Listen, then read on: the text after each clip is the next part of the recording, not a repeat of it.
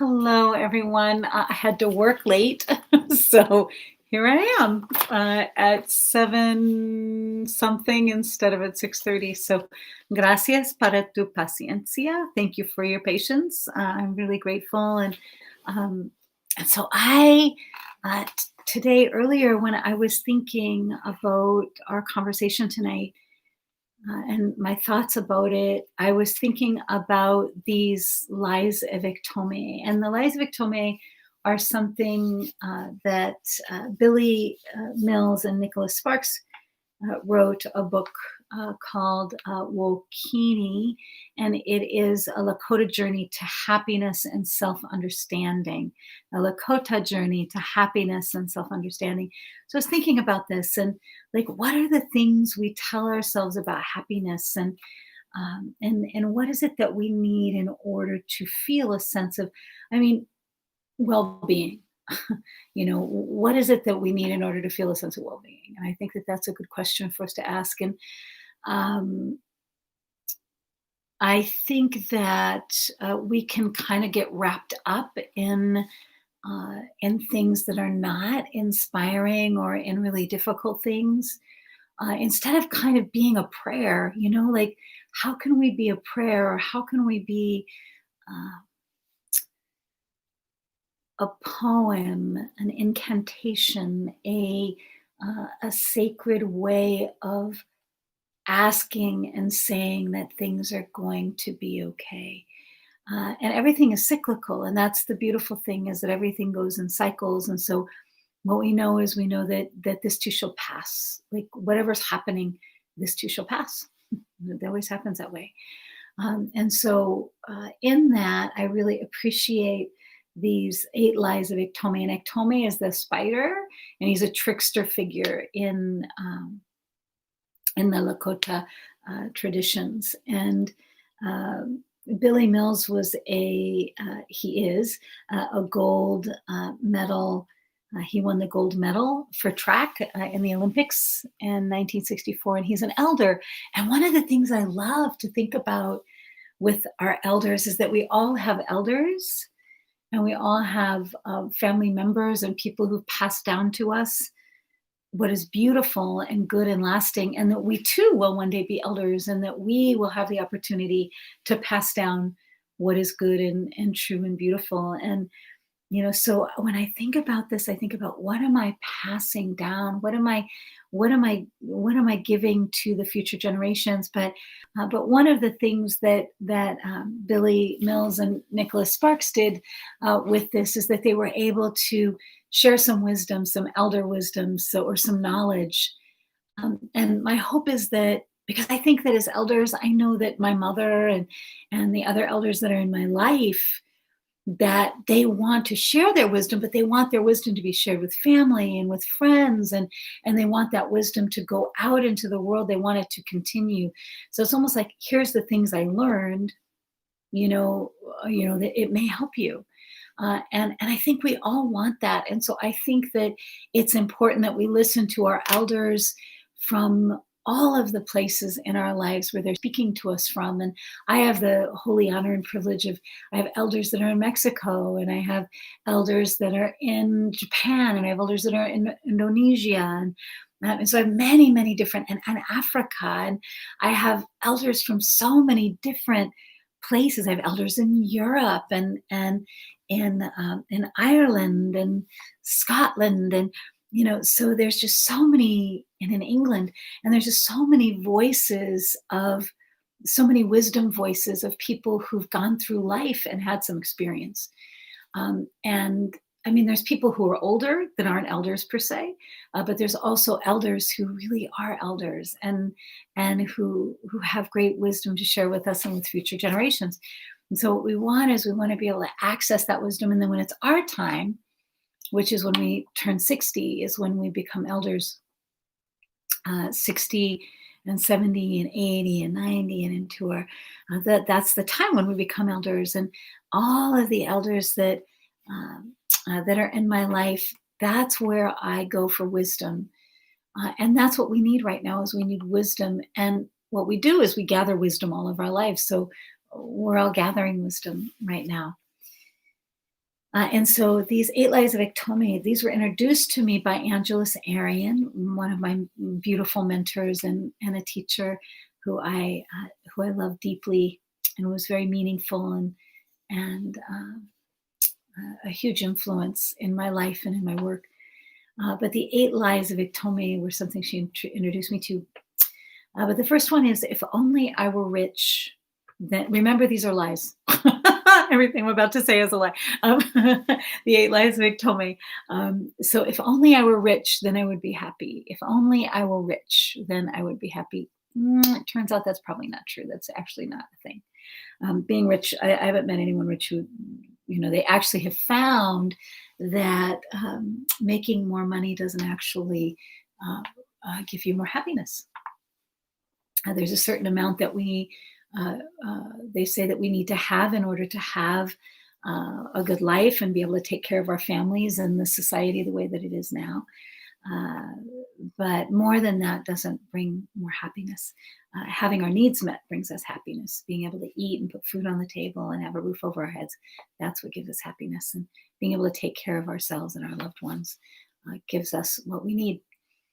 So if only I were rich, then I would be happy. It's not really true. If only I were famous, not really. Then I would be happy. If only I were famous, then I would be happy. Oh, here's one. So that didn't work. So maybe we became rich, and then maybe we became famous, and that didn't work.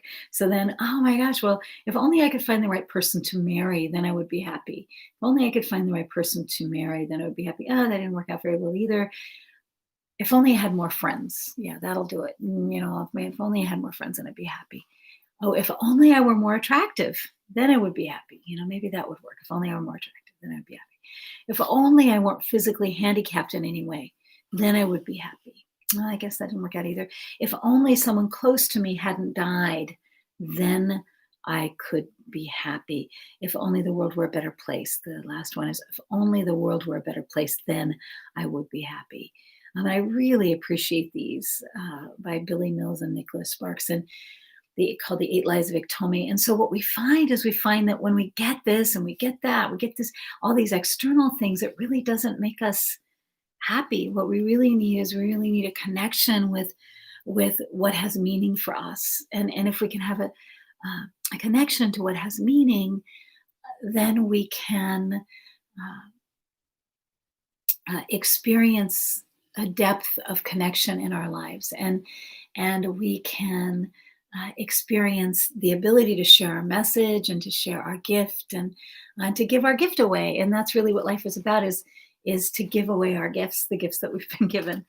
And so I really appreciate this. And so what does make me happy, and what does assist me in being able to really stand in my integrity and in my power and in my love? And that, of course, makes me think of Toni Morrison's statement where she says, I urge you not to settle for happiness. Like, don't settle for happiness. Like, we need integrity. There's other things that we need, and maybe something akin to joy. But what we really need is to be able to support one another and to support one another's gifts.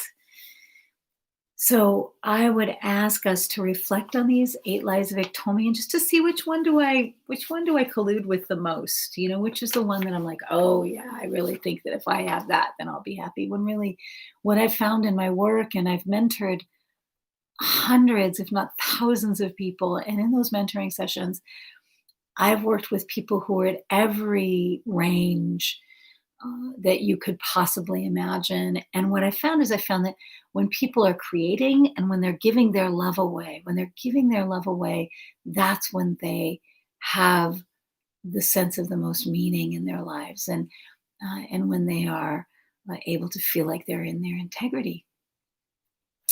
So I just think that is so powerful. And so what we want to do is we want to be able to give our gifts away, but we also want to be able to find wisdom and to gather wisdom, and then to share that wisdom, to gather wisdom and to share that wisdom, to gather life experience, and to look at, oh, well, this is what worked here, and this is what worked here. And, and this is what, so we can think of energy, we can think of, how we run our vehicles and how we power our homes. And we can think about, oh, well, what are some other ways that we could do that that would be more effective and more practical and that would preserve the world and preserve our natural resources. And so we can think about, oh, well, maybe I have a gift or a talent around that resource or around those energies, or maybe I have a little invention in mind, or but we all have ideas about um, ways that we can offer our gifts and our talents and our ideas and our wisdom. So maybe I have some knowledge about solar power. Maybe I have some knowledge or some experience around different ways to empower people, to give people energy and power, or to uplift them so that they can share their message and their gifts in the world. And so we all have that ability to encourage one another and to gather wisdom, to assist others in sharing their wisdom and their gifts with the world. But really, it's in the sharing and the giving away of our love and our gifts that gives us our joy and our happiness and our well-being. And so, in the spirit of giving our love away, there's a poet that I really appreciate called Hafiz, and he wrote this book. And so, I wanted to close with this. Also really want to honor that next week I will have Marie Edwards. We're going to have a conversation, and then we will be sharing that with you. And she is on the front lines as a health practitioner, and she also carries just such beautiful medicine within her spirit and from her own lineage. And so I'm excited that she'll be with us next week to share with us. And she'll be on audio, but I'm delighted that she's agreed to have a conversation with us. And I wanted to talk with her a little bit also about the vaccine and her thoughts about different forms of medicine and how we can work with them. So I'm very curious to hear what she has to say. But in the honor of gathering and sharing our wisdom, this poem is on page 160, and this is from The Gift by Hafiz. Now is the time to know that all you do is sacred. Now is the time to know that all you do is sacred. Now, why not consider a lasting truce with yourself and God? Now is the time to understand that all your ideas of right and wrong were just a child's training wheels to be laid aside. When you can finally live with veracity, it's not a great word, veracity, and love. Hafiz is a divine envoy whom the beloved has written a holy message upon. My dear, please tell me, why do you still throw sticks at your heart and God? What is it in that sweet voice inside that incites your fear? Now is the time for the world to know that every thought and action is sacred. This is the time for you to deeply comprehend the impossibility that there is anything but grace. Now is the season to know that everything you do is sacred. Now is the season to know that everything you do is sacred. And so if we can begin to think that everything that we do is sacred or sacralized, and that every thought and every word is having an impact. And even if we don't really, see God as or believe in God, what we can know is we can know that our actions and our thoughts have an impact. Our thoughts, our thoughts and our actions are having an impact, and that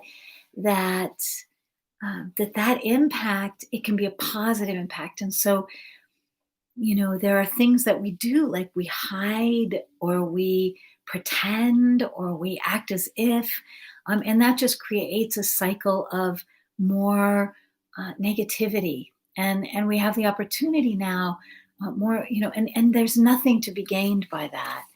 There's nothing will be gained by, creating more negativity in the world, or creating more misery or pain, or So I mean, it's okay to process things and to talk about things and to look at our history and look at what it is that we want to change in the world. But really, if we're thinking more in alignment with what can we do to create thoughts and actions that will create more understanding and allow us to act from a place of integrity and wisdom. And one of the things that I appreciated that Angelus also used to say was that it takes no courage to have an intellectual conversation, but it takes courage to have a conversation of the heart. And so may we connect through the heart in this time. And thank you for your patience with me, with my longer day than usual today. And may we all be in our integrity and in our joy at this time. Have a beautiful week. And I'll look forward to sharing my conversation with Marie Edwards with you next week. Have a beautiful week, and may you walk in beauty. Bye-bye.